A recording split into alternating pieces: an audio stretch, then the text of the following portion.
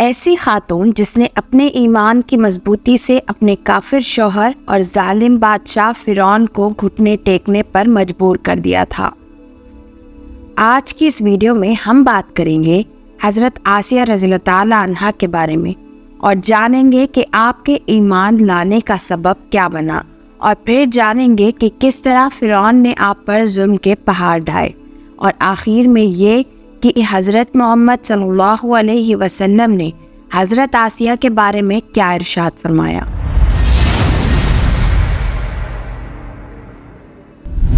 روایات کے مطابق حضرت آسیہ رضی اللہ تعالیٰ عنہا مصر کے بادشاہ ریان بن ولید کی اولاد میں سے تھی۔ یہ شخص حضرت یوسف علیہ السلام کے زمانے میں مصر کا بادشاہ ہوا کرتا تھا اور یہ حضرت یوسف پر ایمان بھی رکھتا تھا۔ فرعون سے حضرت آسیہ کی شادی ہونے کی وجہ حضرت آسیہ کی خوبصورتی بنی۔ فرعون حضرت آسیہ کی خوبصورتی سے بہت ہی متاثر ہوا اور آپ سے شادی کرنے کا ارادہ کر لیا، لیکن حضرت آسیہ کے والدین اور خود حضرت آسیہ بھی فرعون کو ناپسند کرتی اور اس شادی سے بھی ناخوش تھی، کیونکہ فرعون اس دور کا بادشاہ تھا اور اس کی زبردستی کی وجہ سے مجبوراً یہ شادی کر دی گئی۔ فرعون بنی اسرائیل پر حد سے زیادہ ظلم و ستم کرتا تھا اور ان کو اپنا غلام بنا لیا تھا۔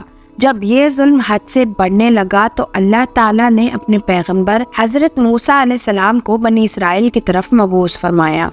حضرت موسیٰ علیہ السلام نے بنی اسرائیل اور فرعون کو اللہ تعالیٰ کی وحدانیت کی طرف بلایا اور باطل معبودوں کی پوجا کرنے سے منع کیا، لیکن یہ ظالم لوگ اپنے کفر و شرک پر ڈٹے رہے اور ان میں سے چند ہی لوگ حضرت موسیٰ پر ایمان لے آئے تھے، لیکن ابھی بھی بڑی تعداد میں لوگ کفر ہی کرتے رہے۔ حضرت موسیٰ کے بار بار دین حق کی تبلیغ کرنے پر فرعون پریشان تھا، تو اس نے حضرت موسیٰ کو جادوگر ثابت کرنے کا چیلنج کیا۔ تو اس نے ایک دن منتخب کیا اور حضرت موسیٰ کو اپنے دربار میں مقابلے کے لیے بلایا۔ چنانچہ وہ دن آ گیا جب حضرت موسیٰ اور جادوگروں کا مقابلہ ہونے والا تھا۔ فرعون نے سلطنت سے سارے جادوگروں کو اکٹھا کیا اور حضرت موسیٰ بھی اس کے دربار میں تشریف لے آئے۔ جب سب اس کے دربار میں جمع ہو گئے تو فرعون بھی اپنی بادشاہت کے نشے میں مغرور ہو کر تخت شاہی پر آ کر بیٹھ گیا۔ فرعون نے جادوگروں کو حکم دیا تو انہوں نے فرعون کا نام لے کر اپنی رسیاں اور لاٹھیاں زمین پر ڈالیں۔ دیکھتے ہی دیکھتے ان لاٹھیوں اور رسیوں نے سانپوں کی شکل اختیار کر لی اور دربار میں ادھر ادھر دوڑنے لگے۔ اس وقت اللہ تعالیٰ کے حکم سے حضرت موسیٰ نے بھی اپنا عصا مبارک زمین پر ڈالا تو فوراً آپ کے عصا نے ایک بڑے اور خوفناک اژدہے کی شکل اختیار کر لی اور ان سارے جادوگروں کے چھوٹے چھوٹے سانپوں کو کھانا شروع کر دیا۔ جادوگروں نے جب یہ منظر دیکھا تو وہ فوراً حضرت موسیٰ پر ایمان لے آئے اور کہنے لگے کہ یہ کام جادو سے کرنا ممکن نہیں۔ اور جب اس واقعے کی خبر حضرت آسیہ رضی اللہ تعالیٰ عنہا کو پہنچی تو آپ کے دل میں بھی ایمان جگمگا اٹھا اور آپ حضرت موسیٰ پر ایمان لے آئیں، لیکن اپنے ایمان کو چھپائے رکھا۔ کچھ عرصے کے بعد فرعون کے محل میں ایک اور واقعہ پیش آیا جو فرعون کی باندی کے ایمان ظاہر ہونے کا سبب بنا۔ فرعون کی باندی مشاطہ جو فرعون کی بیٹی کے کاموں پر مامور کی گئی تھی، ایک دن جب اس کا ایمان ظاہر ہو گیا تو فرعون اس پر غضبناک ہوا اور اسے اس کے بچوں سمیت کھولتے ہوئے تیل میں ڈال کر شہید کر دیا گیا۔ اس واقعے کو تفصیل سے جاننے کے لیے چینل پر کلک کر کے یہ ویڈیو لازمی دیکھیں۔ یہ دلخراش منظر فرعون کی بیوی بھی دیکھ رہی تھی۔ اس وقت اللہ کی قدرت کی جلوہ گری ہوئی اور اللہ تعالیٰ نے اس خاتون کی آنکھوں سے غیب کے پردے کو ہٹا دیا اور اس خاتون نے یہ منظر دیکھا کہ فرشتے اس خادمہ کی روح کو لے جا رہے ہیں۔ اس طرح فرعون کی بیوی کا ایمان مزید مضبوط ہو گیا اور اس پر حضرت موسیٰ کی صداقت اور حقانیت بھی واضح ہو گئی۔ جب یہ سارا قصہ ہو چکا تو فرعون اپنی بیوی کے پاس گیا اور حضرت آسیہ سے اپنے ظلم کی داستان جو اس نے اس کی باندی پر کیا تھا بتانے لگا۔ اس پر حضرت آسیہ نے اسے ملامت کرنا شروع کر دیا اور کہنے لگی کہ اے بدبخت، تیری خرابی ہو، تجھے کس شے نے اللہ تعالیٰ کے مقابلے میں اتنا بے باک کر دیا؟ تو نے معصوم جانوں پر یہ کیسا ظلم ڈھایا ہے؟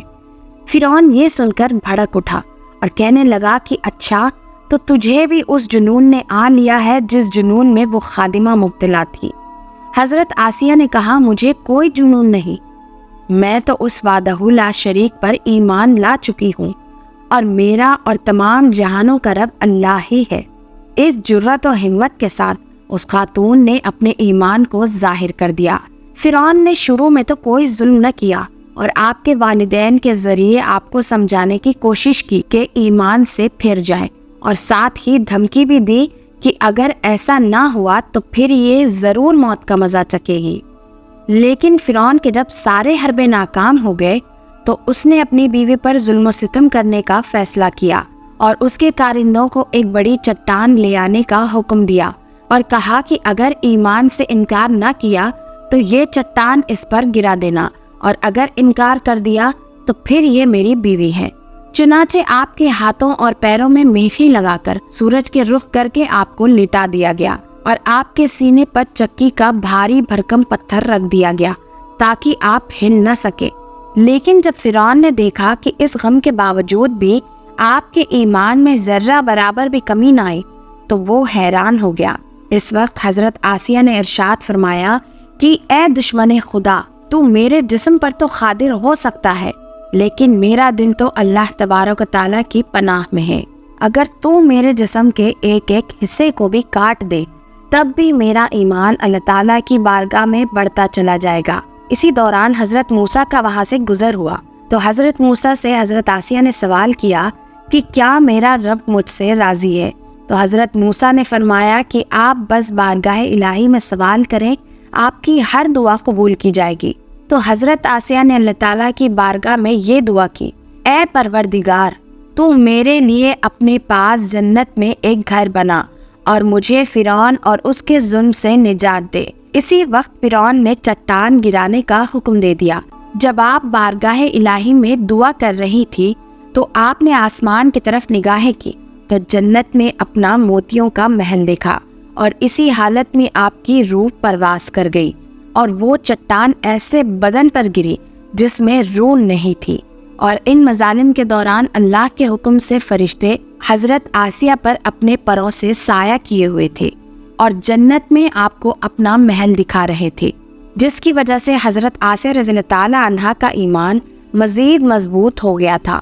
حضرت آسیہ نے دنیا کی تمام تکلیفوں کو برداشت کرنا گوارا کیا لیکن اللہ تبارک و تعالیٰ کی وحدانیت کو نہیں چھوڑا۔ حدیث کے مطابق جب حضرت آسیہ جنت میں جائیں گی تو وہاں آپ کو حضور صلی اللہ علیہ وسلم کی زوجہ محترمہ ہونے کا شرف حاصل ہوگا۔ اللہ تعالیٰ سے دعا ہے کہ وہ ہمارے دلوں میں ہمیشہ اپنا عشق اور ایمان سلامت رکھے اور حضور صلی اللہ علیہ وسلم کی محبت میں جینا اور مرنا نصیب فرمائے۔ مزید ایسی ویڈیوز کے لیے ہمارے چینل کو سبسکرائب ضرور کریں۔